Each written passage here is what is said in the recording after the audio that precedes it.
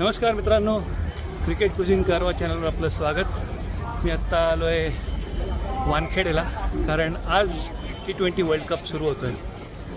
T20 world cup गेल्या वेळेचा मी होतो वेस्ट इंडिजला, आणि बार्बाडोसचा जो विजय आहे तो अजूनही आठवला की असे अंगावर रोमांच उभे राहतात. कारण T20 हा गेमच असा आहे. आज तुम्ही बघितलं असेल तर पहिल्या मॅचमध्ये नेदरलँड्सने पाकिस्तानला जवळजवळ कोंडीत पकडलं होतं, पण पाकिस्तान निसटलं, 3 विकेट्सने जिंकले.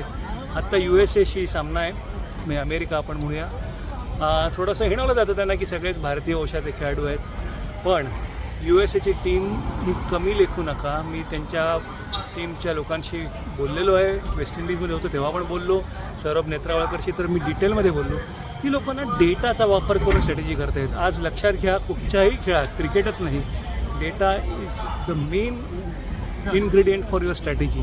त्यामुळे त्यांना कमी लेखू नका, असंच माझं म्हणणं आहे. T20 गेम हा असा आहे की 2-4 ओव्हरमध्ये सगळं चित्र पालटू शकतं. त्यामुळे अशी अपेक्षा करून एक चांगली मॅच होईल.